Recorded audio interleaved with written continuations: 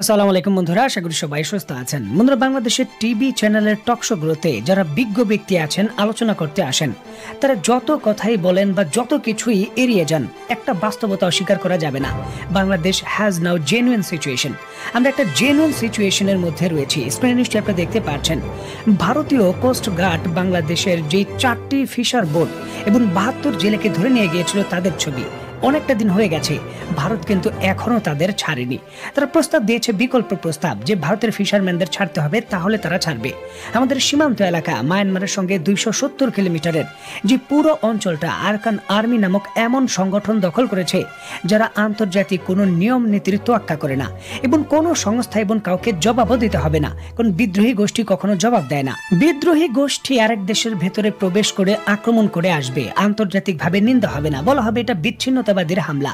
তবে একটি দেশ বা সরকার যখন আক্রমণ করবে বা হামলা করবে, এটা জাতিসংঘে ভোটাভুটি এমনকি নিন্দাও হতে পারে। এমন একটি গুরুত্বপূর্ণ স্থিতিতে মায়ানমারের যে 5টি প্রতিবেশী রাষ্ট্র রয়েছে, বাংলাদেশ, ভারত, চীন, লাওস এবং থাইল্যান্ড, এই 5টি দেশ মায়ানমারের সরকারকে সাথে নিয়ে একসঙ্গে থাইল্যান্ডের ভেতর একটা বৈঠকে বসেছে।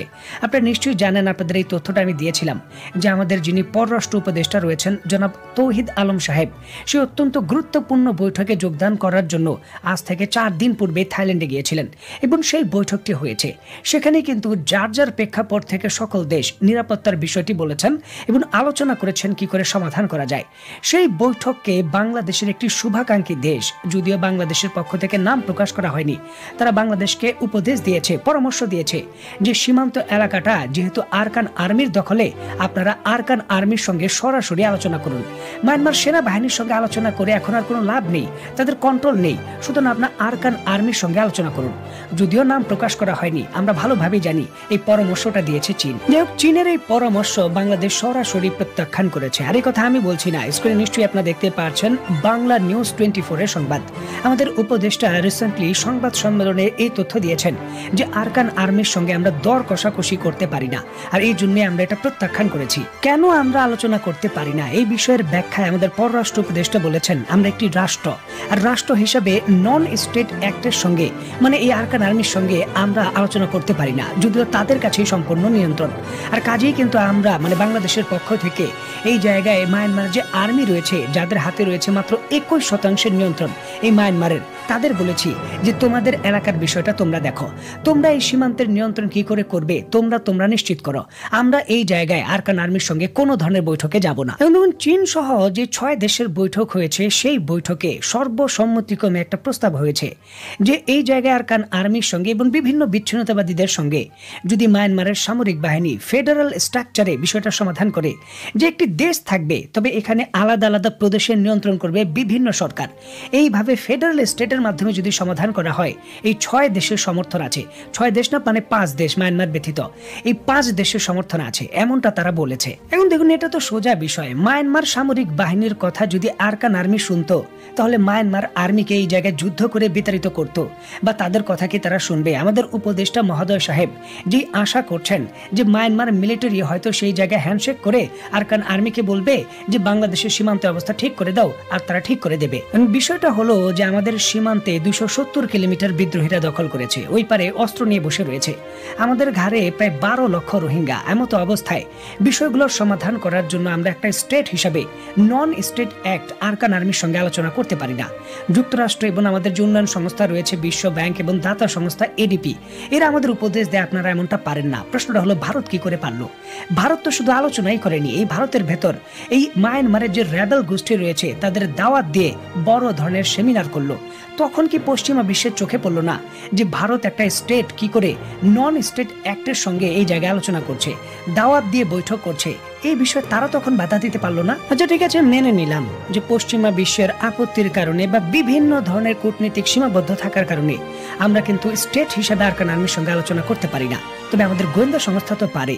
আমাদের গোয়েন্দা সংস্থা কি করছে, আমাদের যে জাতীয় নিরাপত্তা গোয়েন্দা সংস্থা রয়েছে তারা একটা টিম করে আরাকান আর্মির সঙ্গে যোগাযোগ করতেই পারে, সেখানে গিয়ে বৈঠক করে এই বিষয়কে কেন্দ্র করে নন অফিসিয়াল যে সমাধান সেটা করতেই পারে। এর পূর্বেও কিন্তু ভারত এমনটা করেছে। দেখুন, কালাদান প্রকল্পে আক্রমণ করে আরাকান আর্মি যখন ভারতীয় কিছু লোককে গ্রেপ্তার করে নিয়ে গিয়েছিল, বিষয়টা সমাধান করার জন্য ভারতীয় গোয়েন্দা সংস্থার প্রধান মিস্টার অজিত দেওয়াল হেলিকপ্টারে করে, সামরিক হেলিকপ্টারে করে নিজে মায়ানমারের বিচ্ছিন্নতাবাদীদের ক্যাম্পে গিয়ে বৈঠক করে বিষয়টা সমাধান করে তাদের ছাড়িয়ে এনেছেন।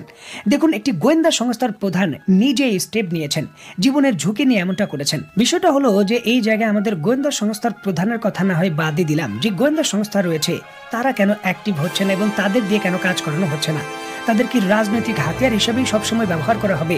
রাজনৈতিক মত এবং ভিন্ন মত দমনের কাজেই কি তাদের ব্যবহার করা হবে? দেশের বৃহত্তর স্বার্থে বড় কোনো কিছু কি তাদের দ্বারা করানো হবে না? এটা কিন্তু মানুষের মনে প্রশ্ন জাগবেই। মায়ানমারের অভ্যন্তরীণ বিষয় না হয় বাদ দিলাম, যে মায়ানমারের অভ্যন্তরীণ বিষয় আমরা কিছু করতে পারছি না, দেশের ভেতর কি করছি? দেখুন, আমাদের যিনি স্বরাষ্ট্র উপদেষ্টা রয়েছেন রিসেন্টলি নিশ্চিত করেছেন যে রোহিঙ্গা ইস্যুকে কেন্দ্র করে বাংলাদেশের স্ট্যান্ড পরিবর্তন হয়নি, কাউকে ঢুকতে দেওয়া হবে না। অপরদিকে আমাদের পররাষ্ট্র উপদেষ্টা বলছেন যে গত 2 মাসে নতুন করে বাংলাদেশের ভেতরে 60,000 রোহিঙ্গা প্রবেশ করেছে। 60 জন যদি প্রবেশ করতে মানা যেত, 600 জন মানা যেত বা 6,000 জন মারা যেত, 60,000 রোহিঙ্গা কি করে প্রবেশ করে? এই জিনিসের ব্যাখ্যাও দিয়েছেন আমাদের পররাষ্ট্র উপদেষ্টা। তিনি পরিষ্কারভাবে বলেছেন যে দুঃখজনক হলেও সত্য, সীমান্তের যে দুর্নীতি রয়েছে, দুর্নীতির কারণে এই রোহিঙ্গাদের অনুপ্রবেশ ঠেকানো যাচ্ছে না। যাদের নিরাপত্তার দায়িত্বে দেওয়া হয়েছে তারা 1,000 টাকা, 500 টাকা বা 5,000 বা 20,000 টাকার বিনিময়ে এই সকল রোহিঙ্গাদের বাংলাদেশে প্রবেশ করতে দিচ্ছে। কঠোর কিন্তু সিদ্ধান্ত রয়েছে যে অনুপ্রবেশ করতে দেওয়া হবে না। তবে এই দুর্নীতির কারণে যারা সীমান্তে পাহারাদার রয়েছেন তাদের দুর্নীতির কারণে এই জায়গায় কিন্তু এটা ঠেকানো যাচ্ছে না। রোহিঙ্গারা প্রবেশ করছে, তাও আবার হাজার হাজার ভাবে। আমাদের পররাষ্ট্র উপদেষ্টার এই স্টেট ব্যান্ড কোনো সোজা কিছু নয়, খুবই জটিল এবং উদ্বেগের বিষয়। যে জিনিসটাকে কেন্দ্র করে বাংলাদেশের প্রথম সারির সংবাদ মাধ্যম এবং যে সকল টিভি চ্যানেল রয়েছে সেখানে আলোচনা হওয়া দরকার ছিল। কারণ তিনি বলেছেন যে দুর্নীতির কারণে এই জায়গায় সীমান্তে অনুপ্রবেশ ঠেকানো যাচ্ছে না। সামরিক ভাষায় এটাকে বলে চেইন অফ কমান্ড ভেঙে যাওয়া। চেইন অফ কমান্ড ভেঙে গেছে। আমাদের সরকারের পক্ষ থেকে কমান্ড দেওয়া হয়েছে সীমান্ত এলাকায় একেবারে নিরাপত্তা নিশ্চিত করো, কাউকে প্রবেশ করতে দেবে না। আমাদের সীমান্ত রক্ষী বাহিনী আমাদের কমান্ড শুনছে না। মাত্র কয়েক হাজার টাকার বিনিময়ে এই কমান্ড ভেঙে তারা তাদের ঢুকতে দিচ্ছে, প্রবেশ করতে দিচ্ছে। আর এটা জাতীয় নিরাপত্তার জন্য একটা বড় বিষয়, বড় উদ্বেগের বিষয়। দেখুন, কয়েক হাজার টাকার লোক যারা সামলাতে পারছে না এই জায়গায় প্রবেশ করতে দিচ্ছে রোহিঙ্গাদের। চিন্তা করুন যে বড় ধরনের যুদ্ধ যদি হয়, এরা কি নিজের জীবনের বাজি রেখে এই দেশকে রক্ষা করার জন্য যুদ্ধ করবে সেই সকল ব্যক্তিরা যারা এগুলো করছে? সেটাই কিন্তু প্রশ্ন। এখন এই ধরনের একটি চেইন অফ কমান্ড ভেঙে গেছে সীমান্ত এলাকায়, যেটা আমাদের উপদেষ্টা নিজেই স্বীকার করছেন। এই ধরনের বাহিনীর স্ট্রাকচার নিয়ে আমরা যুদ্ধ কি করে করব? আমরা যুদ্ধের বড় বড় কথা বলছি, তবে আমাদের চেইন অফ কমান্ডে আমরা রোহিঙ্গাদেরই কিন্তু প্রতিরোধ করতে পারছি না, যারা নিরস্ত্র। এখন চিন্তা করুন, টাকার বিনিময়ে যদি বিদেশি সংস্থার গোয়েন্দারা এইভাবে প্রবেশ শুরু করে, যেটা হয়তো আমরা জানবো না, কারণ রোহিঙ্গাদের এই ক্যাম্পে তারা প্রবেশ করছে এবং আমাদের কাছে সংখ্যা আছে।